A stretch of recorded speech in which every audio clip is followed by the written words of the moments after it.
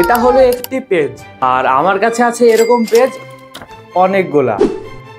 যদি আমি এতগুলো পেজকে একসাথে এই সেলো টেপটা দিয়ে জোড়া লাগাই, দিয়ে একটি বড় পেজ তৈরি করি, দিয়ে সেটা দিয়ে যদি এরোপ্লেন তৈরি করি, সেটা কি উড়বে? চলো দেখা যাক। আমি শুরু করবো এই সব পেজগুলো একসাথে জোড়া লাগাতে। আমি তৈরি করে নিয়েছি, দেখতে পাচ্ছ এত বড় পেপার। তো এই পেপারটা দিয়ে আমি তৈরি করবো একটি বড় এরোপ্লেন। তোমরা দেখতে থাকো। আমি স্টেপ বাই স্টেপ তৈরি করার পরে হয়ে গেছে এরোপ্লেন। সেটা দেখবে কত বড় হয়েছে। তো এটা পাচ্ছ কত বড় এরোপ্লেন। গাইস চলো এবার দেখবো এটাকে উড়িয়ে এটা কত দূর উঠতে পারে। আমি চলে এসেছি ছাদে, এবার আমি উড়াবো এরোপ্লেনটাকে ঠিক সামনে। তো চলো দেখা যাক এরোপ্লেনটা কত দূর পর্যন্ত উঠতে পারে। চলো এবার এরোপ্লেনটাকে উড়ানো যাক।